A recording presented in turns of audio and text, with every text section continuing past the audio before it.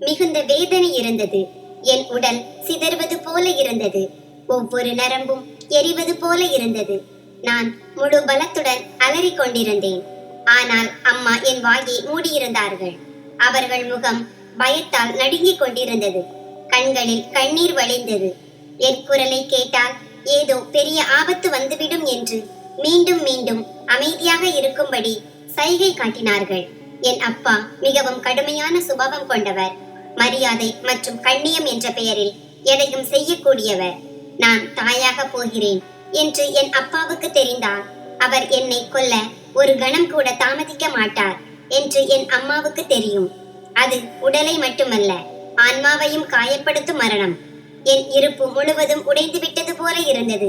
வயிற்றில் வலி மிக அதிகமாக இருந்தது. நான் இங்கே எப்படி வந்தேன், ஏன் இதெல்லாம் நடக்கிறது என்று எனக்கு புரியவில்லை. என் உடலில் இருந்து வாழ்வின் எல்லா நிறங்களும் பறிக்கப்பட்டது போல இருந்தது. பிறகு வலி என் பொறுமைக்கும் அப்பாற்பட்ட போது அந்த தருணம் நினைவுக்கு வந்தது. நான் அலறி அழுது கொண்டிருந்தேன். பிறகு எல்லாம் இருண்டு விட்டது. கண் திறந்த போது என்னை சுற்றியுள்ள காட்சி மாறி இருந்தது. நான் ஒரு நடைபாதையில் இருந்தேன். தரையில் அழுக்கு துணி விரிக்கப்பட்டிருந்தது. என் அருகில் ஒரு சிறிய குழந்தை படுத்திருந்தது. அது என் மார்புடன் ஒட்டி கொண்டிருந்தது. அழுது கொண்டிருந்தது. பசியுடன் இருந்தது.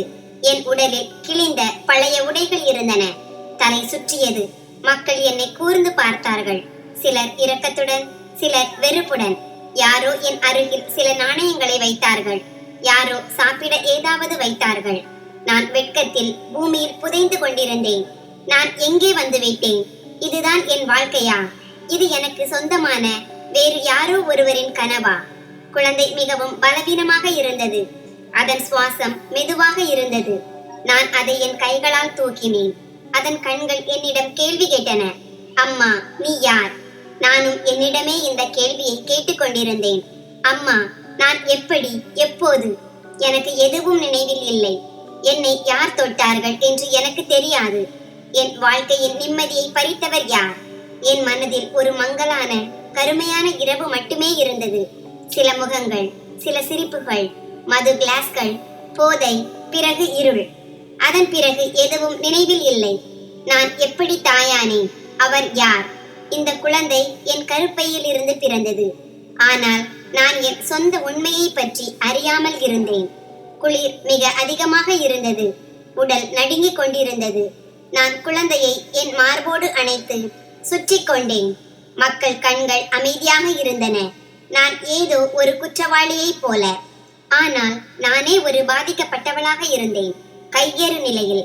ஒரு கணம் கழித்து நான் முடிவு செய்தேன். இங்கே படுத்திருந்தால் குழந்தையும் பிழைக்காது, நானும் பிழைக்க மாட்டேன். நான் குழந்தையை பலமாக பிடித்துக்கொண்டு சுற்றி பார்த்தேன். பிறகு ஒரு பெண்ணிடம், இங்கே ஏதேனும் ஆசிரமமோ அல்லது அனாதை இல்லமோ இருக்கிறதா என்று கேட்டேன். அவள் ஒரு முகவரியை சொன்னாள். நான் நடக்க ஆரம்பித்தேன். கால்களில் கொப்புளங்கள், கண்களில் கண்ணீர், மார்பில் வேதனை, கையில் குழந்தை. அந்த அனாதை இல்லத்தின் வாசலில் சென்றபோது வாசலில் இருந்தவர் என்னை மேலிருந்து கீழாக பார்த்தார். ஏதோ ஒரு தீண்டத்தகாத பொருள் கதவை தட்டுவது போல. அவர் என்ன வேண்டும் என்று கேட்டார். நான் நடுங்கும் குரலில், வேலை, என் குழந்தைக்கு அடைக்கலம் என்று சொன்னேன். அவர் உள்ளே யாரையோ அழைத்தார். அங்கிருந்த நிர்வாகி ஒரு வயதான பெண்மணி. முகம் கடுமையாக இருந்தது. ஆனால் கண்களில் சிறிது கருணை தெரிந்தது. அவர், இது உன் குழந்தையா என்று கேட்டார். நான் தலையசைத்து ஆம் என்றேன். அவர், பெயர் என்ன என்று கேட்டார். என் தொண்டை அடைத்து கொண்டது. என் உதடுகளில் எந்த பெயரும் வரவில்லை. என் குழந்தைக்கு பெயரிட யாரும் இல்லை. அப்போது நான் தயங்கி, தீபக் என்று வைத்துக் கொள்ளுங்கள், ஏனென்றால் அவன்தான் என் இருளில் ஒரு சிறிய ஒளியாக இருந்தான் என்று சொன்னேன். அந்த பெண் எனக்கு ஒரு சிறிய அறையில் இடம் கொடுத்தார். சுத்தம் செய்யும் வேலையை ஒப்படைத்தார். நான் இரவு பகல் உழைத்தேன். கழிவறைகளை சுத்தம் செய்தேன். பாத்திரங்களை கழுவினேன். தரையை தேய்த்தேன். ஆனால் ஒவ்வொரு நொடியும் என் கண் தீபக் மீது நிலைத்திருந்தது. அவன்தான் என் வாழ்வாதாரமாக இருந்தான். சில சமயம் அவன் நோய்வாய்ப்பட்டால் நான் இரவு முழுவதும் விழித்திருந்து கடவுளிடம் பிரார்த்தனை செய்வேன். மருந்துக்கு பணம் இல்லாத போது மக்களிடம் உதவி கேட்பேன். கிடைத்த எதை கொண்டும் சமாளிப்பேன். அந்த அனாதை இல்லத்தில் வேறு பல குழந்தைகளும் இருந்தனர். அவர்களுடனும் எனக்கு பாசம் உண்டானது. அவர்கள் என்னை தீபக்கின் அம்மா என்று அழைக்க ஆரம்பித்தனர். இதை கேட்டபோது என் மனதில் சிறிது அமைதி கிடைத்தது. காலம் மெதுவாக கடந்து கொண்டிருந்தது. ஆனால் காயங்கள் அப்படியே இருந்தன. நான் ஒவ்வொரு இரவும் தூங்குவதற்கு முன் வானத்தை பார்த்தேன். கேள்வி கேட்டேன். ஏன் ஏன் எனக்கு இப்படி நடந்தது? இது என் தவறா? இல்லை என்றால் நான் ஏன் தண்டிக்கப்பட்டேன்? ஆம் என்றால் இந்த தண்டனை போதாதா? அடிக்கடி இரவுகளில் அதே மங்கலான முகம், அதே சிரிப்பு, அதே வற்புறுத்தல் நினைவுக்கு வரும். நான் பதற்றத்துடன் எழுந்து உட்கார்ந்து தீபக்கை என் மார்போடு அணைத்துக் கொள்வேன். தீபக் இப்போது மெதுவாக வளர்ந்து கொண்டிருந்தான். அவன் கண்களில் என் நினைவில் உள்ள ஒரு முகத்துடன் பொருந்தும் அதே நிறம் இருந்தது. சில சமயம் நான் யோசிப்பேன், அந்த நபர் என் முன் வந்தால் என்னால் அவரை கண்டுபிடிக்க முடியுமா? என்னால் ஏதாவது சொல்ல முடியுமா? என்னால் பழிவாங்க முடியுமா? அல்லது நான் அமைதியாக பார்த்து கொண்டே இருப்பேனா? காலம் பின்னோக்கி செல்வது போல இருந்தது. நான் அனாதை இல்லத்தின் பழைய தரையில் உட்கார்ந்து தீபக்கை மடியில் வைத்து ஆட்டிக் கொண்டிருந்தேன். என் மனதில் என் வாழ்க்கையின் திசையையே மாற்றிய அந்த தருணம் ஒவ்வொரு நொடியும் வெளிப்பட்டது. நான் மற்றும் என்னுடையது அனைத்தும் சிதைந்த போது நான் பல்கலைக்கழக விடுதியில் தங்கியிருந்தேன். படிப்பு சரியாக போய்க் கொண்டிருந்தது. அப்பா மகிழ்ச்சியாக இருந்தார். நாங்கள் மத்திய தர வர்க்கம் கொண்டவர்கள் என்றாலும் கனவு காண எனக்கு அனுமதி கிடைத்தது. விடுதி பெண்கள் சில சமயம் விருந்து நடத்தினார்கள். நான் பொதுவாக விலகி இருப்பேன். ஆனால் அன்று அவர்கள் வா, எதுவும் நடக்காது என்று சொன்னார்கள்.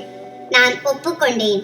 ஒருவேளை உள்ளுக்குள் நானும் சாதாரண வாழ்க்கையின் சுவையை அனுபவிக்க விரும்பினேன். அந்த இரவு சாதாரணமாக இருந்தது. ஆனால் அதுவே என் வாழ்க்கையின் கடைசி அமைதியான இரவு. விருந்து ஒரு பெரிய அறையில் நடந்தது. இசை சத்தமாக இருந்தது.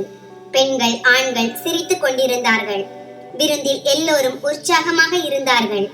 எல்லோர் மனதும் மகிழ்ச்சியால் நிரம்பியிருந்தது. நான் ஒரு மூலையில் உட்கார்ந்து சுற்றி பார்த்து கொண்டிருந்தேன்.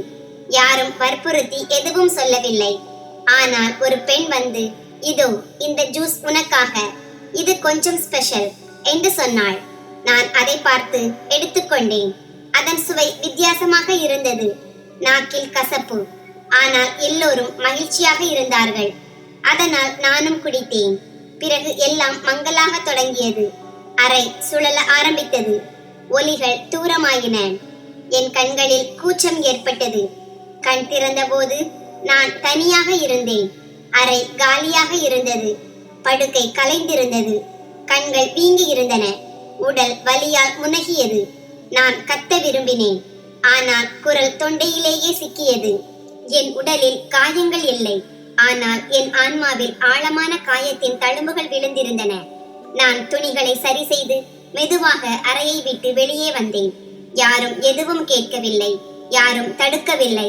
நான் என் விடுதி அறைக்கு சென்று என்னை பூட்டிக் கொண்டேன். கண்ணாடியின் முன் நின்று என்னை பார்த்தேன். கண்கள் வெறுமையாகவும் முகம் வெளிரியும் இருந்தது. நானே அந்நியமாகி விட்டது போல. அடுத்த நாள் எனக்கு காய்ச்சல் வந்தது. நான் வகுப்புக்கு செல்லவில்லை. எல்லோரும் நான் நோய்வாய்ப்பட்டிருக்கிறேன் என்று நினைத்தார்கள். ஆனால் உள்ளே நான் இறந்து போயிருந்தேன். சில நாட்கள் கடந்தது. நான் யாரிடமும் எதுவும் சொல்லவில்லை. நான் என்ன சொல்வது? யாரிடம் சொல்வது? என்னிடம் எந்த ஆதாரமும் நிரூபணமும் இல்லை. நான் சொன்னாலும் என் மீதுதான் குறை வரும். இந்த சமூகத்தில் உண்மையை சொல்வதற்கு, குறிப்பாக ஒரு பெண்ணுக்கு, ஒரு பெரிய விலை கொடுக்க வேண்டியிருக்கிறது. வயிற்றில் ஏதோ வித்தியாசமான உணர்வு ஏற்பட்டது. நான் அமைதியாக பரிசோதித்தேன்.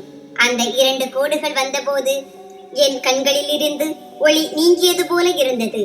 நான் தாயாக போகிறேன். என்னால் நம்ப முடியவில்லை. நான் பலமுறை பரிசோதனையை திரும்ப செய்தேன். ஆனால் முடிவு அதேதான் இருந்தது. நான் மணிக்கணக்கில் தரையில் உட்கார்ந்து அழுது கொண்டிருந்தேன். என்னை நானே திட்டிக் கொண்டிருந்தேன். அந்த இரவுக்காக, என் மௌனத்திற்காக, என் இருப்புக்காக நான் என் அம்மாவை அழைத்தேன். அவரிடம் எல்லாவற்றையும் சொன்னேன். என் கற்பனையில் அவர்கள் என் முன் உட்கார்ந்தார்கள்.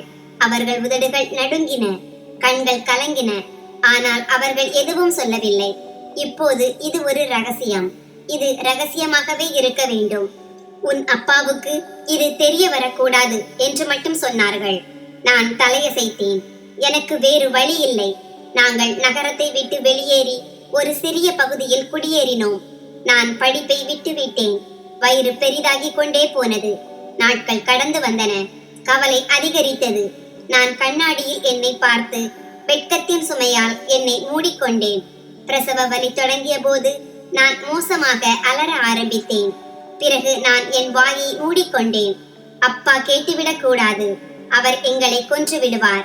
இருண்ட அறையில் எந்த மருந்தும் இல்லாமல், எந்த மருத்துவர் உதவியும் இல்லாமல் நான் ஒரு குழந்தையை பெற்றெடுத்தேன். ஒவ்வொரு சுவாசத்திலும் என் ஆன்மா உடலை விட்டு வெளியேறுவது போல இருந்தது. சுவாசம் மெதுவாகி மயக்கம் வந்தது.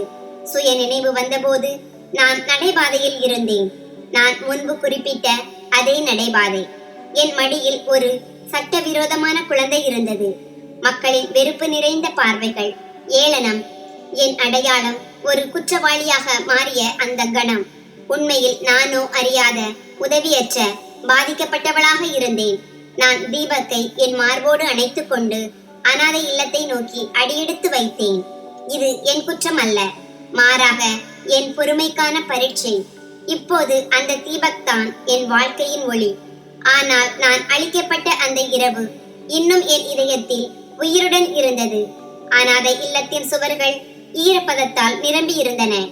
கூரையிலிருந்து தண்ணீர் ஒழுகியது. ஆனால் என் இதயத்தில் இருந்த வேதனை இவை எல்லாவற்றையும் விட ஆழமானது. தீபக் அடிக்கடி நோய்வாய்ப்படுவான். அனாதை இல்லத்தின் வயதான பெண்மணி சில சமயம் அவனை திட்டுவாள், சில சமயம் இரக்கம் காட்டுவாள், சில சமயம் உன் குழந்தையை இங்கிருந்து அழைத்துச் செல், இது ஒரு பிரச்சனை என்று சொல்வாள். நான் அமைதியாக இருப்பேன். இதயத்தின் வெறுமை அதிகரிக்கும். மருந்துக்கு பணம் இல்லாத போது நான் தெருக்களில் செல்வேன். பிச்சைக்காரர்கள் அருகில் உட்கார்வேன். சில சமயம் ஒரு பணக்கார பெண் முன் கையேந்துவேன். குழந்தை நோய்வாய்ப்பட்டிருக்கிறது, மருந்து வாங்க வேண்டும் என்று சொல்வேன். சிலர் சில நாணயங்களை கொடுப்பார்கள். வேறு சிலர் என்னை தொற்று நோய் போல தள்ளி விடுவார்கள். என் மரியாதை, என் குரல், என் உடல் எல்லாவற்றையும் இந்த காலம் என்னிடமிருந்து பறித்து விட்டது. இப்போது நான் ஒவ்வொரு நொடியும் ஒலிக்கும் ஒரு அமைதியான அலறலாக இருந்தேன். ஆனால் யாரும் கேட்கவில்லை. தீபக்குக்கு காய்ச்சல் வந்து உடல் கொதித்துக் கொண்டிருந்த போது நான் நகரம் முழுவதும் மருந்துகளுக்காக அலைந்தேன். ஒரு மருத்துவர் இறக்கப்பட்டு பழைய மருந்து பாட்டிலை கொடுத்தார். நான் வெறும் காலில் ஓடினேன். கால்களில் கொப்புளங்கள் இருந்தன. ஆனால் கவலைப்படவில்லை. தீபக்கின் சுவாசம் சாதாரணமாக ஆனபோது நான் மீண்டும் உயிர் பெற்றது போல இருந்தது. அன்றிரவு நான் மொட்டை மாடிக்கு சென்றேன். வானத்தை பார்த்தேன், நிலவை பார்த்தேன், அமைதியாக அழுதேன். என் வாழ்க்கை அழிந்து போன அதே நிலவு, அதே வானம் இப்போது என் குழந்தையின் சுவாசம் வாழ்வதற்கான சாட்சியாக இருந்தது. நான் அனாதை இல்லத்து குழந்தைகளுக்கு பாடம் சொல்லிக் கொடுக்க ஆரம்பித்தேன். ஒருவேளை அவர்கள் தலைவிதி என் மகனை விட சிறப்பாக இருக்கட்டும். தங்கள் தாய்மார்களால் கைவிடப்பட்ட அல்லது வாழ்க்கையால் தங்கள் பெற்றோரை பறித்த குழந்தைகள், தங்களிடம் தோற்றுப்போன அல்லது சூழ்நிலையால் தோற்கடிக்கப்பட்ட தாய்மார்கள். நான் அவர்களுக்குள் என்னை பார்த்தேன். நான் அனாதையாக இருந்திருந்தால் என் அம்மாவும் இப்படித்தான் செய்திருப்பாரா என்று நினைத்தேன். அம்மா எனக்கு ஆதரவு கொடுத்தார்கள். அவர்கள் என்னிடம் எதுவும் சொல்லவில்லை, திட்டவில்லை. ஆனால் அவர்கள் கண்களில் ஒவ்வொரு நாளும் ஒரு அமைதியான குழப்பம் இருந்தது. நான் அவர்களை புரிந்து கொண்டேன். அவர்கள் வெறும் தாய் மட்டுமல்ல, ஒரு மனைவி, ஒரு மருமகள் மற்றும் சமூக கட்டுப்பாடுகளுக்குள் கட்டுப்பட்ட பெண். அவர்கள் தோள்களில் சமூகத்தின் பயம் சவாரி செய்தது. நான் அடிக்கடி அனாதை இல்லத்தின் ஜன்னல் வழியாக வெளியே பார்ப்பேன். எதுவும் நடக்காதது போல உலகம் சுழன்று கொண்டிருந்தது. மக்கள் வந்து போனார்கள், சிரித்து பேசினார்கள். உள்ளே நான் ஒரு அமைதியான நிழலாக இருந்தேன். என் அலறல்களை சுவர்கள் மட்டுமே கேட்டன. எனக்கு என்ன நடந்தது என்று யாருக்கு கவலை இருந்தது? யாரும் கேட்கவில்லை, யாரும் தடுக்கவில்லை, யாரும் தாங்கவில்லை. நான் உண்மையில் இருக்கிறேனா என்று எனக்கே சந்தேகம் வர ஆரம்பித்தது. நான் என் வயதை கணக்கிட்டதில்லை. ஆனால் தீபக்கின் முகத்திலிருந்து நேரம் தெரிந்தது. அவன் வளர்ந்து கொண்டிருந்தான். என் குழந்தை, என் உலகம். அவன் கேள்விகள் அதிகரித்துக் கொண்டே இருந்தன. அவன், அம்மா, அப்பா எங்கே என்று கேட்பான். நான் கண்களை திருப்பிக் கொள்வேன். நான் அப்பா ஒரு கற்பனையாக, ஒரு கனவாக இருக்கும் உலகில் அவன் வாழ வேண்டும் என்று விரும்பினேன். ஏனென்றால் உண்மை துக்கத்தை விட பயங்கரமானதாக இருந்தது. என்னை உள்ளிருந்து உடைத்த அந்த உண்மையில் இருந்து அவனை பாதுகாக்க விரும்பினேன். சில சமயம் தீபக்கின் கண்களில் இந்த உலகத்தில் இருந்து வித்தியாசமான ஒரு பிரகாசம் இருக்கும். ஒருவேளை அவன் என்னிடமிருந்து அல்ல, என் பொறுமையில் இருந்து பிறந்திருக்கலாம். அப்போது ஒரு பெண் வந்து, அனாதை இல்லம் முழுவதையும் தயாராகுங்கள், சுபாஷ் சார் வருகிறார் என்று சொன்னாள். வளாகம் முழுவதும் மின்னல் ஓடியது போல இருந்தது. எல்லோர் முகங்களும் ஆச்சரியம் மற்றும் உற்சாகத்தால் நிரம்பின. நான் ஒருவரிடம் மரியாதையுடன் இவர் யார் என்று கேட்டேன். பதில் வந்தது. நாட்டின் பிரபலமான அரசியல் தலைவர், சமூக சேவைக்காக அறியப்பட்டவர். ஊடகங்கள் அவரை எல்லா இடங்களிலும் பாராட்டுகின்றன. நான் நினைத்தேன், சரி, மற்றவர்கள் வருவது போல இவரும் வருவார், சிரிப்பார், குழந்தைகளை சந்திப்பார், சில புகைப்படங்கள் எடுப்பார், சென்று விடுவார். புகைப்படங்களுக்கு பின்னால் என்ன விளைவு இருக்கும் என்று எனக்கு தெரியாது. எல்லா குழந்தைகளும் வெளியே முற்றத்தில் நின்றனர். தீபக் என் மடியில் இருந்தான். கவலையின்றி தன் சிரிப்பில் மூழ்கி இருந்தான். நான் அவனை தரையில் நிற்க வைத்தேன். அவன் பிடித்து என் கையுடன் ஒட்டி கொண்டான். நான் அன்புடன், சரி தீபக், பிறகு நாம் நம் அறைக்கு செல்வோம் என்று சொன்னேன். மனதில் ஒரு கவலை இருந்தது. ஆனால் நான் எனக்கு சமாதானம் சொன்னேன். இதுவெல்லாம் சலசலப்பு மட்டுமே. பிறகு கதவு திறந்தது. அவர் உள்ளே வந்தார். சுபாஷ் சார். உயரமானவர், வெள்ளை வேட்டி, தோள்களில் துண்டு, முடி நேர்த்தியாக இருந்தது. முகத்தில் புன்னகை, ஆனால் கண்களில் ஒரு கடினம். நான் அவரை ஒரு முறை பார்த்தேன். என் உடல் மரத்து போனது போல இருந்தது. என் கண்கள் பார்த்தன, மூளை மறுத்தது. ஆனால் இதயம் நடுங்கியது போல இருந்தது. ஒரு கணம் நான் கண்ணாடியை பார்ப்பது போல உணர்ந்தேன். தீபக்கின் முகம் ஒரு ஆணின் உடலில். அதே கண்கள், அதே மூக்கு, அதே நெற்றி, அதே லேசான புன்னகை. நான் என்னை தானே குலுக்கினேன். ஒருவேளை இது பிரம்மை, மூளை ஏதோ விளையாடுகிறது. ஆனால் பிறகு அவர் நேரடியாக என்னை பார்த்தார். எங்களிடையே வேறு யாரும் இல்லை. என் கண்கள் அவர் முகத்தை விட்டு அகலவில்லை. அவர் பார்வை தீபக் மீது விழுந்தது. அவன் இப்போது சற்று தூரம் சென்றிருந்தான். சுபாஷ் சார் சில அடிகள் முன்னோக்கி நகர்ந்து அங்கேயே நின்றார். அவர் தீபக்கை பார்த்து கொண்டிருந்தார். பல ஆண்டுகளாக அவனை தேடுவது போல. பிறகு அவர் வேகமாக சென்று தீபக்கை மடியில் தூக்கி கொண்டார். தீபக் முதலில் கொஞ்சம் பயந்தான். ஆனால் விரைவில் அவர் மடியில் வசதியாகி விட்டான். நான் ஒரு அடி முன்னோக்கி நடந்தேன். ஏதோ சொல்ல போனேன். ஆனால் நாக்கு ஒத்துழைக்கவில்லை. காற்று நின்றது போல, நேரம் நின்றுவிட்டது போல. எல்லோரும் கைதட்டி கொண்டிருந்தார்கள். குழந்தைகள் மகிழ்ச்சியுடன் கூச்சலிட்டார்கள். மேடம் புகைப்படங்கள் எடுப்பதில் பிஸியாக இருந்தார். நான் மட்டும் சிலை போல நின்றேன். என் கண்கள் அவர் முகத்தை விட்டு அகலவில்லை. அவர் தீபக்கின் நெற்றியில் முத்தமிட்டார். அவர் விரல்கள் தீபக்கின் கன்னங்களை தடவின, பல வருட உறவு போல. பிறகு திடீரென்று அவர் நிமிர்ந்து என்னை பார்த்தார். எங்கள் கண்கள் சந்தித்தன. ஒரு அதிர்ச்சி ஏற்பட்டது. அவர் ஏதோ அடையாளம் காண முயற்சிப்பது போல, அவருக்கு ஏதோ நினைவுக்கு வருவது போல. நான் உடனடியாக கண்களை தாழ்த்தினேன். இதய துடிப்பு அதிகரித்தது. நெற்றியில் வியர்வை வழிந்தது. அவர் அடையாளம் கண்டுவிட்டாரா? இந்த குழந்தை என்று அவருக்கு தெரியுமா? நான் என்னைத்தானே கடிந்து கொண்டேன். இல்லை, அப்படி இருக்க முடியாது. இதெல்லாம் ஒரு தற்செயலாக இருக்கலாம். ஆனால் இதயம் வேறு ஏதோ சொன்னது. நிகழ்ச்சி முடிந்தது. அவர் எல்லா குழந்தைகளையும் சந்தித்திருந்தார். ஆனால் தீபக்கை அவர் நீண்ட நேரம் மடியில் வைத்திருந்தார். போகும்போது அவர் மேடத்திடம் ஏதோ கிசுகிசுத்து விட்டு வெளியேறினார். நான் தீபக்கை உடனடியாக என் மார்போடு அணைத்துக் கொண்டேன். பறிபோய் விடுமோ என்ற பயம் போல.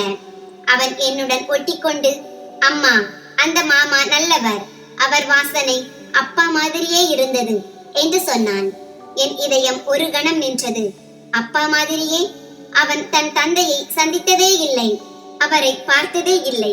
பிறகு இந்த விஷயம் எப்படி அவன் மனதில் வந்தது? கடவுள் அவனது ஆன்மாவுக்கு ஏதேனும் சைகை அனுப்பினாரா? தாயின் வலியும் குழந்தைகளின் நரம்புகளில் இறங்குமா? நான் இரவு முழுவதும் தூங்கவில்லை.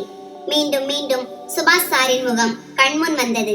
அதே கண்கள், அதே முக அடையாளங்கள், நான் தீபக்கின் முகத்தில் தினமும் பார்த்தவை. இதயம் நம்ப தயாராக இருந்தது. ஆனால் மூளை கேள்வி கேட்டது. அவர் அதே நபராக இருந்தால் அவருக்கு ஏதேனும் நினைவிருக்கிறதா இல்லையா? நினைவிருந்தால் அவர் என்ன விரும்புகிறார்? அவர் வராமல் இருந்திருந்தால் கூட இந்த ஈர்ப்பு, இந்த பார்வைகள், இந்த மௌனம், இது எல்லாம் என்ன? இன்றைய நாள் வெறும் தற்செயலா? அல்லது வாழ்க்கையின் மற்றொரு பெரிய ரகசியம் வெளிவரப் போகிறதா? நான் தீபக்கை மடியில் தூக்கினேன். அவன் நெற்றியில் முத்தமிட்டேன். என் மனதில் ஒரு முடிவை எடுத்துக்கொண்டேன். இனி நான் அமைதியாக இருக்க மாட்டேன். என் வாழ்க்கையை இந்த நிலைக்கு தள்ளியவர் அவரேயானால் இப்போது நான் அவர் முன் நிற்பேன். விளைவு எதுவாக இருந்தாலும், நான் எதை சகித்தாலும், நான் உண்மையை அறிய வேண்டும். இந்த சந்திப்பு ஒரு தற்செயல் நிகழ்வு அல்ல. இதில் ஏதோ ஒரு மறைக்கப்பட்ட ரகசியம் உள்ளது. மேலும் நான் இப்போது அனாதை இல்லத்தின் நிழலில் மறைந்து வாழ முடியாது. சுபாஷ் பார்வை, அவரது ஒரு வார்த்தை, தீபக்கின் அடையாளம், அனைத்தும் என்னை தூண்டி எழுப்பியிருந்தன. என் மௌனம் இனி பயனில்லை. யுத்தம் தொடங்கிவிட்டது. உண்மைக்கான போராட்டம், நீதிக்கான போராட்டம் மற்றும் ஒரு தாயின் உரிமைக்கான போராட்டம். மீண்டும் மறுநாள் சுபாஷ் சிறிது நேரம் தீபக்கை மடியில் வைத்து நின்றிருந்தார். அவர் கண்கள் காலத்தின் இசையில் ஒரு மாலுமியை தேடுவது போல இருந்தது. அவர் பேசவில்லை, சிரிக்கவில்லை. அமைதியாக தீபக்கின் முகத்தையே பார்த்து கொண்டிருந்தார். நான் சற்று தூரத்தில் நின்றேன். ஒவ்வொரு நொடியும் என் இதயம் ஒரு வெடிப்பை போல துடித்தது. என் கால்கள் வேரூன்றி போயிருந்தன. முன்னோக்கி செல்லவும் முடியவில்லை, பின்வாங்க தைரியமும் இல்லை. கண்கள் மங்கின. மூளையில் ஒரே ஒரு வாக்கியம் ஒலித்தது. அவருக்கு தெரியும். குறைந்தபட்சம் அவர் ஏதோ உணர்ந்திருக்கிறார். அன்று அவர் தீபக்கின் தலைமுடியை தடவினார். பிறகு மிக மெதுவாக அவன் நெற்றியில் முத்தமிட்டார். அந்த தருணம் மிகவும் உயிர்ப்புடன் இருந்தது. அதில் ஒரு தந்தையின் பாசம் இருந்தது, மென்மை இருந்தது, சொந்தம் இருந்தது. பல வருட தூரத்திற்கு பிறகு ஒரு சொந்தம் ஒருவரை ஒருவர் சந்தித்தது போல. நான் என் உதட்டை கோபமாக கடித்துக் கொண்டேன். ஒருவேளை அலறல் வெளியே வந்துவிடுமோ என்று. அந்த காட்சி எனக்கு சகிக்க முடியாததாகி கொண்டிருந்தது. தீபக் அவர் மடியில் முற்றிலும் ஒட்டி கொண்டிருந்தான். அவன் தன் அடையாளத்தை கண்டது போல சிரித்துக் கொண்டிருந்தான். காய்ச்சலில் தவித்த அந்த குழந்தை இதுதான். யாருக்காக நான் தெருக்களில் கையேந்தினேன். இன்று அவன் அந்த அந்நியனின் கைகளில் பூரணமாக இருப்பது போல உணர்ந்தான். அந்த அந்நியன் ஒருவேளை என் குற்றவாளியாக இருக்கலாம், ஒருவேளை என் மகனின் தந்தை. பிறகு அவர் என் பக்கம் திரும்பினார். அவர் கண்கள் என் கண்களுடன் சந்தித்தன. ஒரு கணம் எல்லாம் நின்றது போல இருந்தது. அந்த தருணம் ஒரு பழைய கனவு கண்முன் உயிர் பெற்றது போல இருந்தது. அவர் கண்களில் குழப்பம் இருந்தது. அவர் ஏதோ அடையாளம் காண முயற்சிப்பது போல. ஏதோ ஒரு பழைய காட்சி அவர் மனதின் அடுக்குகளில் இருந்து வெளிப்படுவது போல. நான் கண்களை தாழ்த்தினேன். ஆனால் தாமதமாகிவிட்டது. அவர் முன்னேறி என் அருகில் வந்தார். தீபக்கை மெதுவாக தன் கைகளில் பாதுகாத்து மெல்லிய குரலில் கேட்டார், இந்த குழந்தை எங்கிருந்து வந்தது? என் நாக்கு தடுமாறியது. நான் தயாராகவே இல்லை. எல்லாவற்றையும் சொல்ல வேண்டும் என்று இதயம் விரும்பியது. கத்தி சொல்ல வேண்டும், இது உங்கள் மகன். நீங்கள் உங்கள் நினைவுகளிலிருந்து அழித்தவர். உங்கள் அலட்சியத்தில் அதன் அடையாளம் தொலைந்து போனது. ஆனால் நான் அமைதியாக இருந்தேன். உள்ளிருந்து உடைந்த குரலில், இவனுக்கு 3 வயதாகிறது. யாரோ வாசலில் விட்டு சென்று விட்டார்கள். நாங்கள் வளர்த்தோம் என்று சொன்னேன். என் குரலில் நடுக்கம் இருந்தது. ஒருவேளை அவர் எல்லாவற்றையும் கேட்டுவிட்டார் போல. அவர் கண்கள் என் முகத்தின் மீது இருந்தன. அவர் என் தயக்கத்தை, என் மௌனத்தை, என் இதய துடிப்பை கேட்பது போல. அவர் தீபக்கை பார்த்தார்.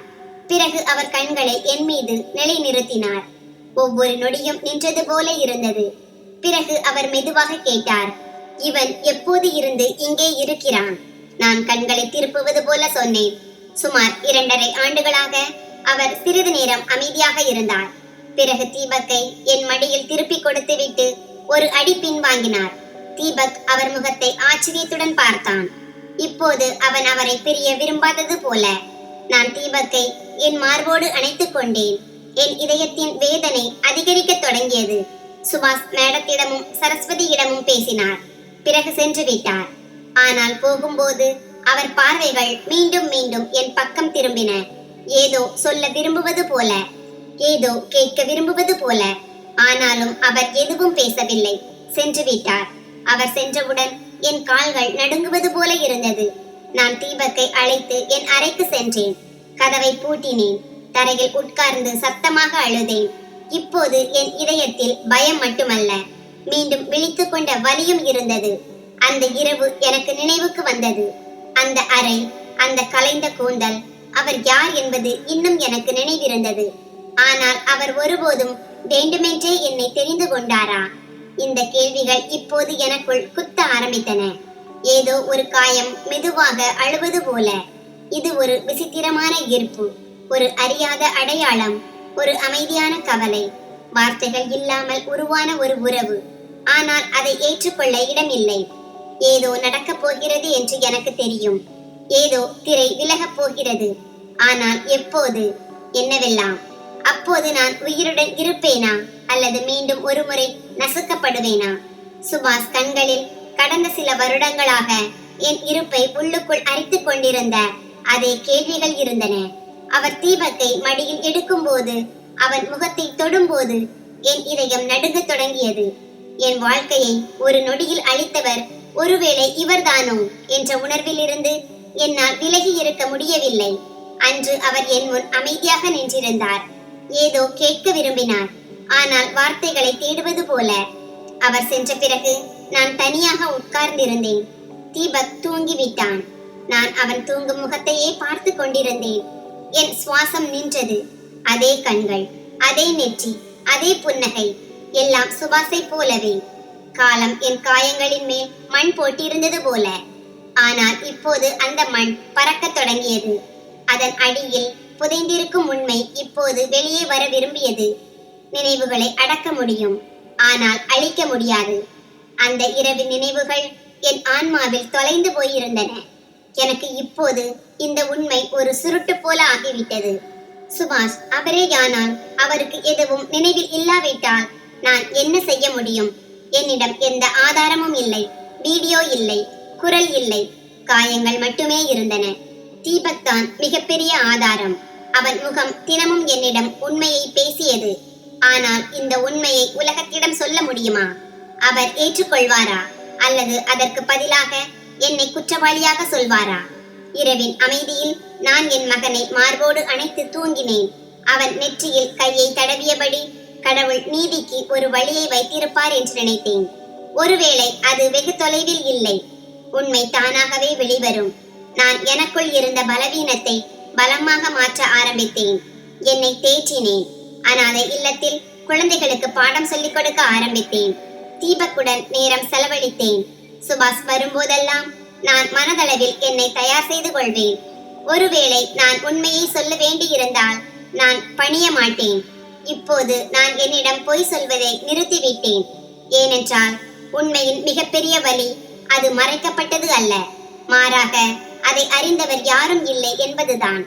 ஆனால் இப்போது எனக்கு நம்பிக்கை ஏற்பட்டது. என் மனதில் சொன்னேன், சுபாஷ் என் முன் நின்று தீபக்கின் முகத்தில் தன் காயங்களின் நிழலை பார்க்கும் நாள் வரத்தான் போகிறது. சுபாஷ் இப்போது மாதத்திற்கு ஒரு முறை அல்ல, வாரத்திற்கு ஒரு முறை வர ஆரம்பித்தார். ஆரம்பத்தில் இது குழந்தைகளுடன் நேரம் செலவழிக்க வருவது போல இருந்தது.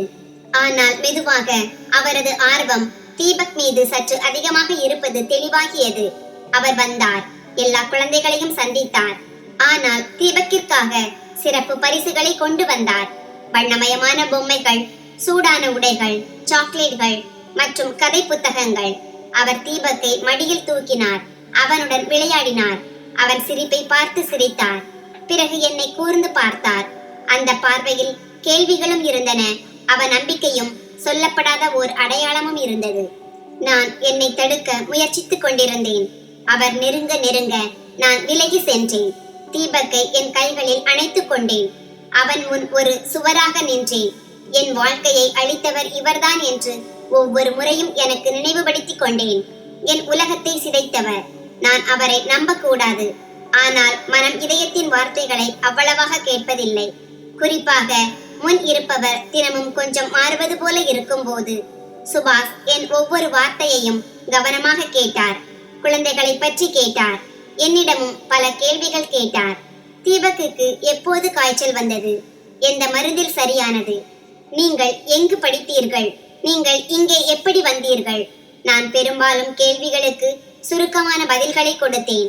மேலும் என்னை பச்சற்றவளாக காட்ட முயற்சி செய்தேன். ஆனால் உண்மை என்னவென்றால் எனக்குள் ஒரு ஆழமான போராட்டம் நடந்து கொண்டிருந்தது. அவர் கண்களில் ஒரு உண்மை இருந்தது. காலம் செல்ல செல்ல ஆழமாகும் பொய்யின் சுமையை தாங்க முடியாத ஒரு உண்மை. அவர் என்னிடம் எதையும் மறைக்கவில்லை. இருப்பினும் நான் ஒவ்வொரு நொடியும் விழிப்புடன் இருந்தேன். ஒவ்வொரு சந்திப்பிற்கும் பிறகு சிறிது சிறிதாக திறக்கத் தொடங்கிய அந்த காயத்தை நான் எனக்குள் கட்டி வைத்திருந்தேன். தீபக் அவருடன் நன்றாக பழகிவிட்டான். அவன் அவரை சுபாஷ் அங்கிள் என்று அழைத்தான். அவருக்காக சில சமயம் படம் வரைந்தான். சில சமயம் புதிய கதைகள் சொன்னான். தீபக்கிற்கு ஒருபோதும் தந்தையிடமிருந்து கிடைக்காத அன்பு அது தானாகவே பாய்ந்து கிடைத்தது. இந்த காட்சி எனக்கு சகித்துக் கொள்ளக்கூடியதாகவும் இல்லை, மறுக்கக்கூடியதாகவும் இல்லை. என்னால் அவனை தடுக்க முடியவில்லை, அதை ஏற்றுக்கொள்ளவும் முடியவில்லை.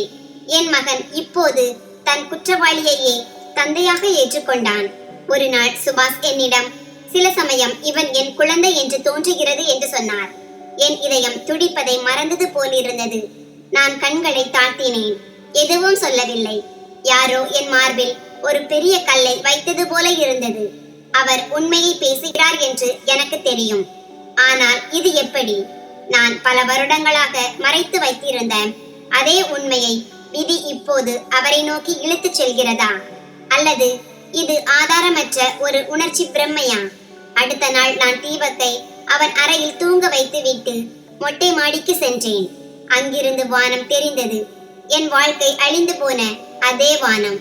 இப்போது அதே வானம் ஒரு புதிய தொடக்கத்திற்கு சாட்சியாக போகிறது போல.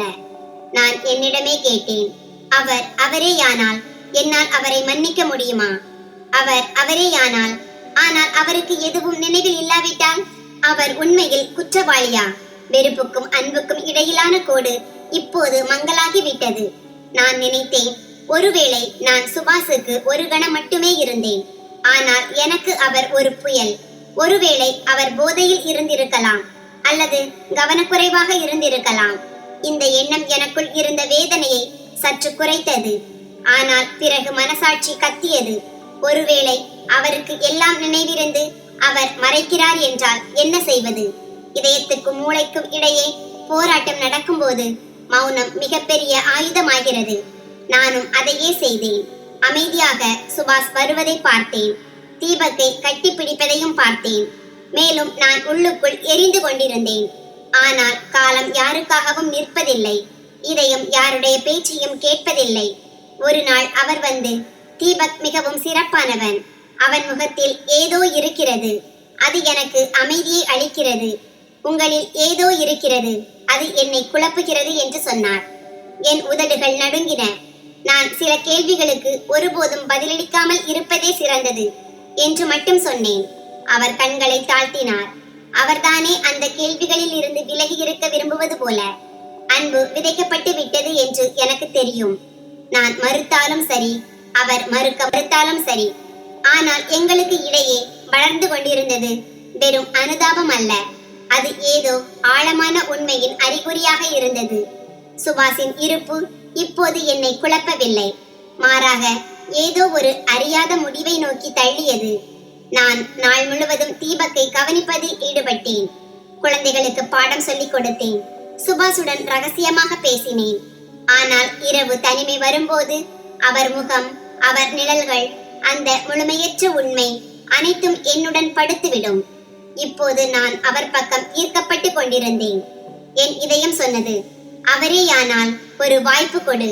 ஒருவேளை அவரும் உடைந்திருக்கலாம். ஒருவேளை அவரும் தன் கடந்த காலத்தின் சுமையை சுமந்து கொண்டிருக்கலாம். அன்பின் விதை இப்போது மண்ணில் வேர் பரப்ப ஆரம்பித்தது. என் இதயத்தில் எழும் அந்த சலசலப்பை என்னால் உணர முடிந்தது. நான் மௌனத்தில் அவர் பார்வையில் இருந்து விலகி இருக்க விரும்பினேன். ஆனால் அவர் என் மௌனத்தில் மறைந்திருந்த புயலை ஒவ்வொரு நாளும் சிறிது சிறிதாக படித்தார். ஒரு நாள் அவர் நின்று, உங்கள் மௌனத்தில் ஒரு அலறல் மறைந்திருக்கிறது, சொல்லுங்கள், எதை மறைக்கிறீர்கள் என்று கேட்டார். என் இதயம் விழா எலும்புகளுக்குள் அடைபட்டது போலிருந்தது. நான் ஆழமாக மூச்சு விட்டேன். கண்களை மூடினேன். உதடுகள் அசைந்தன. ஆனால் எந்த வார்த்தையும் வரவில்லை. உண்மை என் நாவில் வந்து நின்றது. ஆனால் வெளியே வர முடியவில்லை. நான் எல்லாவற்றையும் சொல்லிவிட விரும்பினேன். கத்தி சொல்ல வேண்டும், இந்த குழந்தை அவருடையது என்று. அவர் அறியாமல் என் கருப்பையில் விட்ட அதே குழந்தை. ஒருவேளை அவர் மறந்து விட்டிருக்கலாம். நான் ஒவ்வொரு நாளும் அதை வாழ்ந்து கொண்டிருக்கிறேன். ஆனால் என் நாக்கு பயம் மற்றும் வெட்கத்தால் பிணைக்கப்பட்டது போலிருந்தது. நான் உண்மையை சொன்னால் என்ன ஆகும்? அவர் ஒரு மரியாதைக்குரிய அரசியல்வாதி, நாட்டின் கௌரவமான முகம். அவர் ஏற்றுக்கொள்வாரா? ஏற்றுக்கொண்டாலும் உலகம் என்னை விட்டு விடுமா? அவன் தலையில் இருந்து கூரையை பறிக்கும் அந்த புயலில் இருந்து என் மகனை என்னால் காப்பாற்ற முடியுமா? இந்த கேள்விகள் ஒவ்வொரு முறையும் என் அலறலை உள்ளேயே அமுக்கின. அவர் என் கண்களை பார்த்து, நீங்கள் எனக்கு சுமை அல்ல, நான் அந்த சுமையை பகிர்ந்து கொள்ள விரும்புகிறேன் என்று சொன்னார். நான் கண்களை தாழ்த்தினேன், எதுவும் கேட்காதது போல. சில நாட்கள் கழித்து அவர் மீண்டும் அனாதை இல்லத்திற்கு வந்தார். குழந்தைகளுடன் உட்கார்ந்தார். அவர்கள் பேச்சை கேட்டார். சிரித்து பேசினார். தீபக்கை மடியில் தூக்கினார். பிறகு சிரித்துக் கொண்டே சொன்னார், நீங்கள் என் நிறுவனத்தில் வேலை செய்ய வேண்டும் என்று நான் விரும்புகிறேன். உங்களை போன்ற உண்மை மிக குறைந்த மக்களிடம்தான் உள்ளது. நான் மறுக்க விரும்பினேன். நான் உங்கள் எந்த உதவியையும் எதிர்பார்க்கவில்லை என்று சொல்ல. ஆனால் அவர் சொல்லாமல் சொன்ன அந்த வார்த்தை என் கால்களை தடுத்து நிறுத்தியது. அவர் வார்த்தைகளில் அதே மென்மை இருந்தது. அது ஏதோ வருத்தத்திலிருந்து பிறந்தது. அவர் மீண்டும் மீண்டும் என்னிடம் நெருங்கி வர வந்தார். நான் எவ்வளவு தூரம் ஓடினாலும் அந்த இடைவெளி மீண்டும் குறைந்தது. நான் அந்த திட்டத்தை ஒரு வாரத்திற்கு ஒத்தி வைத்தேன். இரவுகள் சிந்தனையிலேயே கழிந்தன. தீபக் தூங்கினான். அவன் நெற்றியில் முத்தமிட்டு என்னிடமே கேள்வி கேட்டேன். நான் அவர் அருகில் சென்றால் என் காயங்களை மீண்டும் திறக்க நான் தயாராக இருக்கிறேனா? என்னால் அவரை மன்னிக்க முடியுமா? என்னால் இந்த அபாயத்தை எடுக்க முடியுமா? நாளை உண்மை வெளிவந்தால் அவர் என்னையும் இந்த குழந்தையையும் விட்டு சென்று விடுவாரா? ஆனால் வாழ்க்கைதானே ஏதோ ஒரு முடிவை எடுத்துவிட்டது போல. திடீரென்று தீபக்குக்கு கடுமையான காய்ச்சல் வந்தது. நாங்கள் மருத்துவமனைக்கு செல்ல வேண்டியிருந்தது. மருந்துகள் மிகவும் விலை உயர்ந்தவை. நான் மருந்தகத்தின் வாசலில் நின்று கடன் கேட்க ஆரம்பித்தேன். ஆனால் மருந்தாளர் மறுத்துவிட்டார். என் கண்களில் இருந்து கண்ணீர் வழிந்தது. அப்போது ஒரு கார் வந்து நின்றது. கதவு திறந்தது. சுபாஷ் வெளியே வந்தார். என்ன நடந்தது என்று மட்டும் கேட்டார். என்னால் எதுவும் சொல்ல முடியவில்லை. அவர் என் கையில் இருந்து சீட்டை எடுத்தார். மருந்துகளை வாங்கி வந்தார். தீபக்கை தன் மடியில் தூக்கி கொண்டு வார்டுக்கு அழைத்து சென்றார். அதே தருணத்தில் என் உலகம் ஆடியது. யாரை நான் ஒரு கொடியவன் என்று நினைத்தேன், அவர் இன்று என் மிகப்பெரிய காயத்திற்கு ஆதரவாக இருந்தார். நான் என் இதயத்தில் சொன்னேன், ஆம், இவர்தான் அவரே. ஆனால் இப்போது ஒருவேளை முன்பு போல இல்லை. ஒருவேளை காலம் அவரை மாற்றி இருக்கலாம். இப்போது அவர் தண்டனைக்கு அல்ல, பதிலுக்கு தகுதியானவர். நான் வேலையை ஏற்றுக்கொண்டேன். இப்போது அவர் என்னுடன் ஒரே அலுவலகத்தில் உட்கார்ந்தார். கோப்புகளை பார்த்தார், ஆலோசனை கொடுத்தார், என் பேச்சை கேட்டார். ஆனால் எதுவும் சொல்லவில்லை. ஆனால் அவர் கண்களில் அதே கேள்வி இன்னும் தெளிவாக தெரிந்தது. நீங்கள் என்னிடம் உண்மையை சொல்வீர்களா? என் மௌனம் அவர் முன் உட்கார்ந்து வெட்கப்பட்டது போலிருந்தது. நாங்கள் தினமும் ஒன்றாக வேலை செய்தோம். நாட்கள் கடந்து சென்றன. எங்களுக்கு இடையேயான நெருக்கம் அதிகரித்தது. அவர் என் சிறிய விஷயங்களை கவனித்துக் கொண்டார். எனக்காக டீ போட வைத்தார். அவர் என் சோர்வான கண்களில் அமைதியை கொண்டு வர முயற்சி செய்தார். அவர் என்னிடம், உங்கள் கண்களில் எனக்கு அந்த வலி தெரிகிறது, அது என்னைத்தானே வெட்கப்பட வைக்கிறது என்று சொன்னார். இருப்பினும் ஏன் அவர் ஒவ்வொரு பேச்சும் எனக்குள் மறைந்திருந்த உண்மைக்கு ஒரு குரல் கொடுக்க முயற்சித்தது என்று எனக்கு புரியவில்லை. இருப்பினும் என் உதடுகள் இன்னும் அமைதியாக இருந்தன. நான் மெதுவாக என்னை தானே மாறுவதை பார்த்தேன். நான் முன்பு இருந்ததை போல நம்பாதவள் இல்லை. இப்போது அவர் என் கடந்த காலத்தின் கருமையான இரவின் நிழல் மட்டுமல்ல, இப்போது அவர் என் நிகழ்காலத்தின் ஒரு பகுதியாக மாறிவிட்டார். அதில் தீபக்கின் பாதுகாப்பான மற்றும் பிரகாசமான எதிர்காலம் எனக்கு தெரிந்தது. நான் இப்போது ஏற்றுக்கொள்ள விரும்பிய அந்த உண்மை. ஆனாலும் ஏதோ என்னை தடுத்தது. ஒருவேளை உண்மையை சொன்னால் எல்லாம் பறிபோய் விடுமோ என்ற சந்தேகம். ஒருவேளை மீண்டும் நான் தான் குற்றவாளியாக கருதப்படுவேனோ என்ற பயம். அனுதாபம் கிடைக்காது. ஒருவேளை இப்போது இதயத்திற்கு வெறுப்பை விட அன்பில் ஆர்வம் அதிகமாகி விட்டது. இந்த அன்புதான் அவர் அறியாமல் என் இதயத்தின் மண்ணில் விதைத்த விதை. அது இப்போது அமைதியாக முளைத்துக் கொண்டிருந்தது. அவருக்கு தெரியும், எனக்கும் தெரியும். ஆனால் சில உண்மைகளை வாயால் சொல்வதற்கு முன் இதயத்தை தயார் செய்ய வேண்டும். நான் இன்னும் அதே தயாரிப்பில் ஈடுபட்டிருந்தேன். ஒரு நாள் எல்லாம் மாறப்போகிறது. அலுவலக வேலை கொஞ்சம் இருந்தது. கோப்புகளின் குவியல், குழந்தைகளின் பதிவுகள், வழிமுறைகளின் பதிவேடுகள் எல்லாவற்றையும் நிர்வகிக்க வேண்டியிருந்தது. அன்று மேடம், இந்த பழைய அலமாரியை சுத்தம் செய். பல வருட பழைய பதிவுகள் இருக்கின்றன. ஒருவேளை ஏதாவது பயனுள்ளதாக இருக்கலாம் என்று சொன்னார். நான் கைகளை மடித்து பழைய காகிதங்களின் குவியலை தேட ஆரம்பித்தேன். கோப்புகள் நேராக இருந்தன. பல இடங்களில் டீ கரைகள் இருந்தன. சில பக்கங்கள் மடிந்திருந்தன. சிலவற்றில் மங்கி போயிருந்தது. ஒரு அடர்நீல நிற கோப்பு இருந்தது. அதில் ஏதோ ஒரு பழைய ஊழியரின் பெயர் எழுதப்பட்டிருந்தது. கோப்பை திறக்கும் போது நான் விசேஷமாக எதுவும் நினைக்கவில்லை. ஆனால் சில பக்கங்களை புரட்டிய பிறகு ஒரு வெள்ளை கவர் கிடைத்தது. அதில் பெரிய எழுத்துக்களில் ரகசியம் பதிவுக்கு மட்டுமே என்று எழுதப்பட்டிருந்தது. என் இதயம் வேகமாக துடித்தது. ஆனால் நான் நிற்காமல் கவரை திறந்தேன். உள்ளே 3 பக்கங்கள் இருந்தன. முதல் பக்கம் மரபணு நியூக்ளிக் அமில அறிக்கையின் முறையான ரசீது. இரண்டாவது அறிக்கையின் சுருக்கம் மற்றும் மூன்றாவது விரிவான விளக்கம். நான் கண்களை கசக்கி அறிக்கையின் முதல் பகுதியை படித்தேன். அதில் எழுதப்பட்டிருந்தது: தீபக் குழந்தையின் அடையாளம் தந்தை சுபாஷ். முடிவு 99.9% பொருந்துகிறது. உறுதி செய்யப்படுகிறது. என் கைகள் நடுங்கின. முழு உலகின் ஒலிகளும் திடீரென்று நின்றது போலிருந்தது. அறை அமைதியாக இல்லை. ஆனால் எனக்குள் எல்லாம் அமைதியில் மூழ்கியது. அந்த காகிதம் என் கைகளில் மட்டுமல்ல, என் ஆன்மாவிலும் நடுங்கியது. அந்த வார்த்தைகள் எனக்குள் எதிரொலித்தன. சுவாசிப்பது கடினமாகிவிட்டது. உட்கார்ந்தால் கீழே விழுந்து விடுவேன் போலிருந்தது. நான் தரையில் உட்கார்ந்தேன். குளிர்ந்த தரை என் மரத்து போன கால்களுக்கு ஆதரவு கொடுத்தது. அப்படியானால் இதுதான் உண்மையா? பல ஆண்டுகளாக என் இதயத்தில் வளர்ந்து கொண்டிருந்த அந்த நபர் இப்போது காகிதத்தில் எழுதப்பட்ட உண்மையாக என் கண்களின் முன் இருந்தார். தீபக் சுபாஷின் மகன். மேலும் வாரத்திற்கு ஒரு முறை என் மகனை சந்திக்க வந்தவர். அவன் புன்னகையை பார்த்து பெருமையுடன் சிரித்தவர். அவர்தான் அவனது உண்மையான தந்தை. என் மனதில் ஒன்றுக்கு பின் ஒன்றாக கேள்விகள் எழுந்தன. அந்த இரவு, அந்த நினைவுகள், அந்த போதை, மங்கலாக தோன்றிய அந்த நிழல் இப்போது ஒரு படமாக மாறியிருந்தது. அந்த படத்தின் கீழே ஒரு பெயர் பதிவு செய்யப்பட்டிருந்தது: சுபாஷ். எனக்குள் சத்தம் எழுந்தது. நான் சுவரின் ஆதரவுடன் நின்று அந்த காகிதங்களை மீண்டும் படித்தேன். ஒருவேளை ஏதாவது தவறு இருக்கலாம். ஒருவேளை யாராவது ஒரு பொய்யான முடிவை தயாரித்திருக்கலாம். ஒருவேளை இது ஏதோ ஒரு சதித்திட்டத்தின் ஒரு பகுதியாக இருக்கலாம். ஆனால் ஒவ்வொரு எண்ணும், ஒவ்வொரு கையொப்பமும், ஒவ்வொரு முத்திரையும் எல்லாம் நிஜம். மேலும் இந்த கோப்பு அலுவலகத்தின் பழைய அலமாரியில் ஏன் இருந்தது? யார் இந்த அறிக்கையை செய்ய சொன்னது? எப்போது? எப்படி? ஒருவேளை ஒரு ஊழியர் சந்தேகத்தின் அடிப்படையில் தனிப்பட்ட முறையில் இந்த சோதனையை செய்திருக்கலாம் என்று எனக்கு தோன்றியது. ஒருவேளை அவர் உண்மையை அடைய விரும்பி இருக்கலாம். ஆனால் அவருக்கு தைரியம் இல்லை.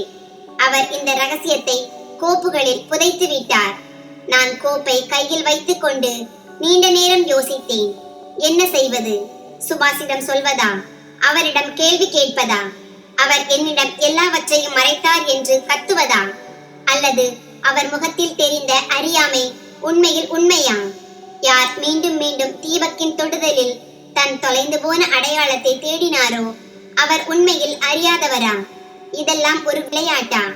நான் உள்ளிருந்து உடைந்து போயிருந்தேன்.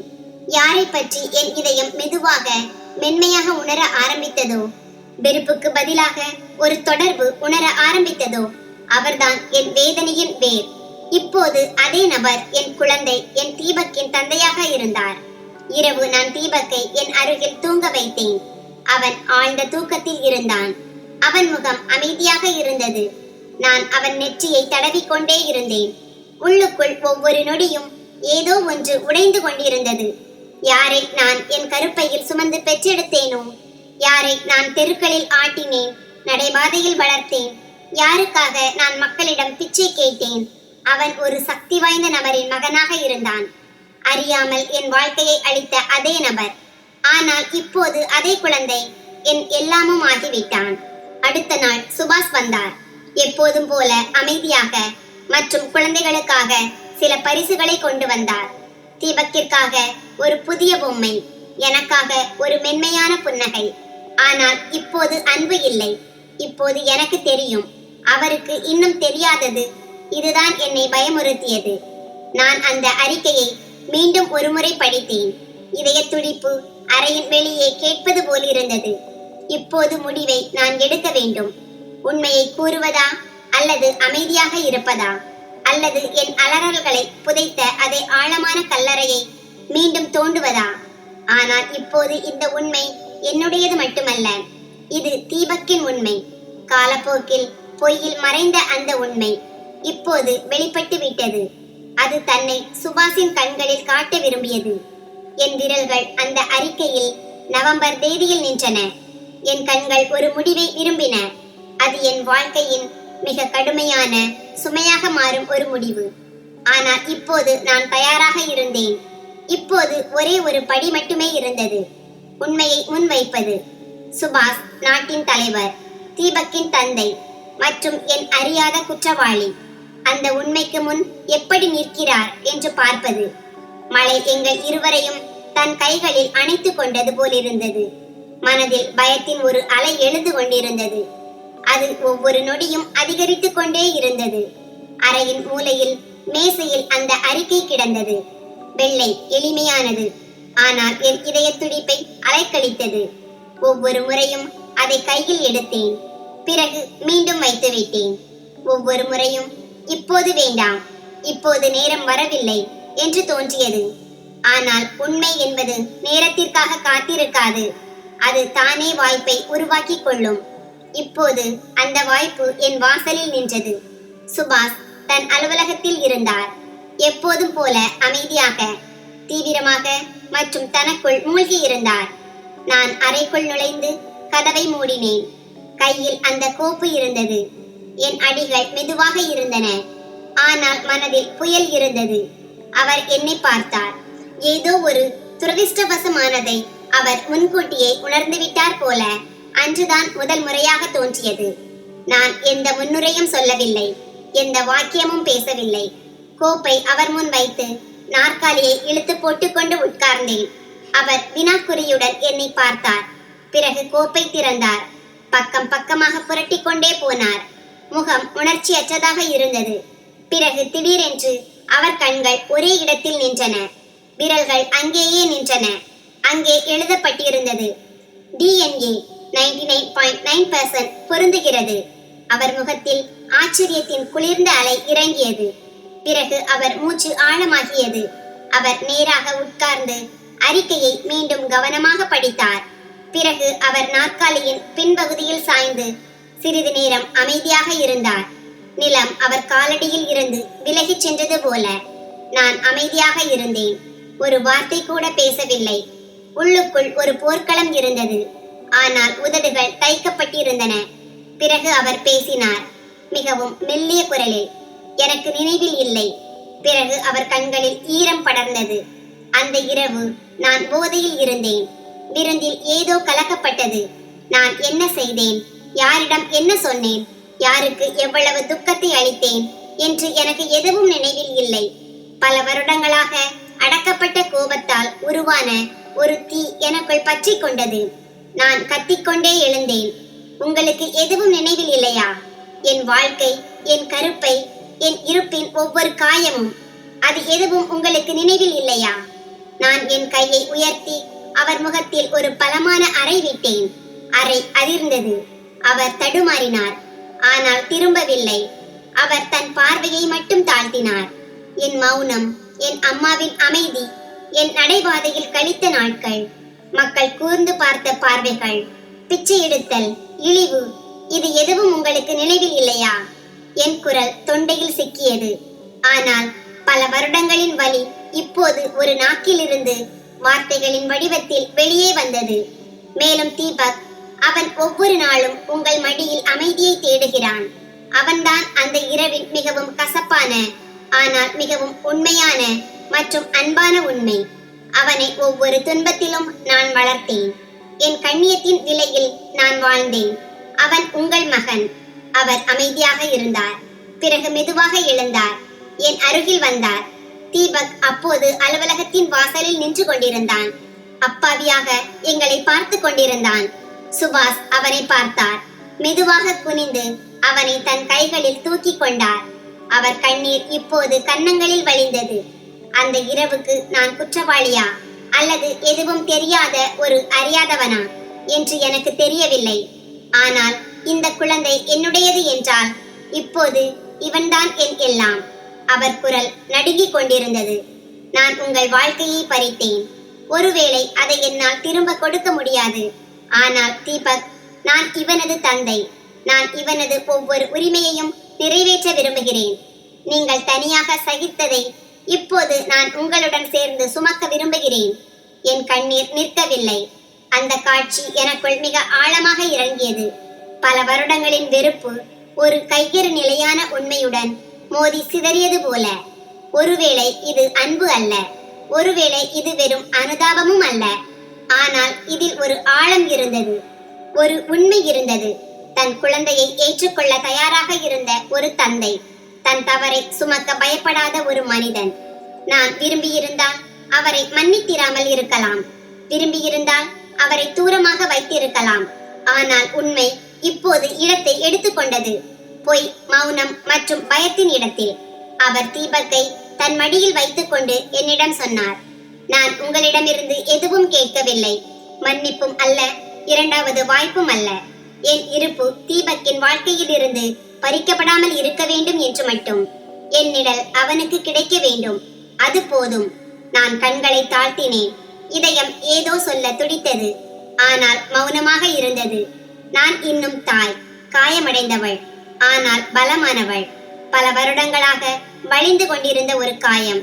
ஆனால் இப்போது ஏதோ ஒரு உண்மையின் மருந்தால் நின்றது போல. நான் வாசலை பார்த்தேன். அங்கிருந்து வெளிச்சம் உள்ளே வந்தது. உண்மை வெளிவரும்போது இருள் தானாகவே விலகிவிடும். ஒருவேளை இந்த உண்மை எங்களை ஒன்றாக இணைக்காமல் இருக்கலாம். ஒருவேளை நாங்கள் ஒருபோதும் ஒன்றாகாமல் போகலாம். ஆனால் தீபக் இப்போது தனியாக இல்லை. அவனுக்கு அவன் தந்தை கிடைத்து விட்டார். நான் இப்போது வெறும் போராடும் தாய் அல்ல. நான் உண்மையை விட்டு விலகாமல் அதை எதிர்கொண்டு என்னை தானே வென்ற பெண். இப்போது வாழ்க்கை ஒரு அமைதியான நீரோட்டம் போல சென்று கொண்டிருந்தது. ஆனால் இதயத்தின் ஒரு மூலையில் எப்போதும் ஒரு பயம் உட்கார்ந்திருந்தது. இந்த அமைதி ஏதேனும் புயலுக்கு முன் உள்ளதா என்று. தீபக் இப்போது பள்ளிக்கு செல்ல ஆரம்பித்தான். பள்ளியில் இருந்து திரும்பியதும் முதலில் ஓடி வந்து என்னை கட்டி பிடிப்பான். பிறகு மகிழ்ச்சியுடன் சொல்வான், அம்மா, இன்று டீச்சர் என்னை பாராட்டினார். அல்லது இன்று அப்பா எனக்கு என் விருப்பமான பரோட்டாவை கொடுத்தார். ஆம், இப்போது சுபாஷ் சில சமயம் தீபக்கை பள்ளியில் விட்டுவிட்டு அழைத்து வரவும் வருவார். நான் ஒருபோதும் அவர் முன் சுவரை எழுப்பவில்லை. ஆனால் கதவையும் முழுவதுமாக திறக்கவில்லை. சுபாஷ் முயற்சி செய்தார். அவர் அடிக்கடி, நான் இனி உங்கள் கடந்த காலமாக இருக்க விரும்பவில்லை. நான் உங்கள் எதிர்காலத்தில் ஏதாவது நல்லது விட்டு செல்ல விரும்புகிறேன் என்று சொல்வார். நான் அமைதியாகி விடுவேன். ஏனென்றால் எனக்கு அவர் இன்றும் கூட சில சமயம் அந்த இரவின் நிழல்களில் மறைந்து போவார். பிறகு ஒரு நாள் தீபக் என்னிடம் கேட்டான், அம்மா, அப்பாவும் நீங்களும் ஏன் ஒன்றாக வாழ்வதில்லை? அவன் கண்களில் அப்பாவி கேள்வி இருந்தது. கோபம் இல்லை, துக்கம் இல்லை, வெறும் ஒரு உண்மையான ஆர்வமுள்ள மனம். நான் சில நொடிகள் அமைதியாக இருந்தேன். பிறகு அவன் தலையை மடியில் வைத்து, சில சமயம் மகனே, சிலர் ஒருவருக்கொருவர் மிகவும் வித்தியாசமாக இருப்பார்கள். ஆனால் இருப்பினும் ஒன்றாக சேர்ந்து அழகான ஒன்றை உருவாக்குவார்கள், உன்னை போல என்று சொன்னேன். அவனுக்கு புரியவில்லை. ஆனால் சிரித்துக்கொண்டே, எனக்கு உங்கள் இருவரையும் மிகவும் பிடிக்கும் என்று சொன்னான். நான் அவன் நெற்றியில் முத்தமிட்டேன். ஒருவேளை இப்போதைக்கு இந்த பதில் போதுமானதாக இருக்கலாம். சில வாரங்களுக்கு பிறகு சுபாஷ் என்னிடம், ஒரு விஷயம் சொல்லட்டுமா என்று கேட்டார். நான் தலையசைத்தேன். தீபக் என் அடையாளத்தையும் தெரிந்து கொள்ள வேண்டும் என்று நான் விரும்புகிறேன். வெறும் அப்பாவாக மட்டுமல்ல, தன் தந்தை யார், என்ன செய்கிறார், என்ன நினைக்கிறார் என்று அவன் தெரிந்து கொள்ள வேண்டும். ஆனால் உங்களிடம் கேட்காமல் நான் எதுவும் செய்ய மாட்டேன். நான் அவர் கண்களை பார்த்தேன். இந்த முறை அவற்றில் அரசியல் இல்லை. தன் மகனுடன் உறவை முழு உண்மையுடன் வாழ விரும்பிய ஒரு தந்தை மட்டுமே இருந்தார். நீங்கள் அவனுக்கு உங்கள் பெயரை கொடுக்க விரும்பினால் முதலில் உங்கள் தோள்களையும் கொடுக்க வேண்டும். அவன் உங்கள் பெயரை அப்போதுதான் எடுத்துக்கொள்வான். நீங்கள் அவனுடன் உங்கள் வலி, உங்கள் கனவுகளை பகிர்ந்து கொள்ளும் போது என்று சொன்னேன். அவர் தலையை தாழ்த்தி ஆம் என்றார். பிறகு அந்த நாள் வந்தது. தீபக்கின் பள்ளியில் ஒரு சிறிய ஃபேன்சி ட்ரெஸ் நிகழ்ச்சி இருந்தது. குழந்தைகள் தங்கள் பெற்றோருடன் வர வேண்டும். தீபக் மருத்துவராக வேடமிட்டிருந்தான். தலையில் தொப்பி, கையில் போலி ஸ்டெதஸ்கோப். மேடையில் அவன், நான் வளர்ந்து மருத்துவராக விரும்புகிறேன். அதனால் என் அம்மாவுக்கு ஒருபோதும் துன்பம் வரக்கூடாது. என் அப்பா என்னை பற்றி பெருமைப்பட வேண்டும் என்று சொன்னான். சுபாஷின் கண்கள் நிரம்பின. அவர் குனிந்து மெதுவாக, உன் மகன் என்னை விட மிகச்சிறந்த மனிதனாக வருவான் என்று சொன்னார். நான் எந்த பதிலும் சொல்லவில்லை. சொல்ல எதுவும் இல்லை. சில சமயம் உறவுகள் வார்த்தைகளால் அல்ல, மௌனத்தாலும் நடக்கின்றன. இப்போது நாங்கள் 3 பேர். ஒரு முழுமையற்ற கடந்த காலம், ஒரு உடைந்த நிகழ்காலம் மற்றும் நம்பிக்கையால் நிரம்பிய ஒரு எதிர்காலம். நான் இருள்களை பார்த்திருந்தேன், ஆனால் இப்போது வெளிச்சத்திற்கு பழகி கொண்டிருந்தேன். மேலும் ஒவ்வொரு காலையிலும் தீபக் சிரிக்கும் போது நான் தோற்றும் கூட வென்றுவிட்டேன் என்று எனக்கு தெரியும். நண்பர்களே, இந்த கதை உங்களுக்கு எப்படி இருந்தது என்று கருத்து தெரிவிக்கவும். கதை பிடித்திருந்தால் அதை விரும்பி உங்கள் நண்பர்களுடன் பகிர்ந்து கொள்ளுங்கள். இது போன்ற புதிய சுவாரஸ்யமான கதைகளுக்கு எங்கள் சேனலை சப்ஸ்கிரைப் செய்யுங்கள்.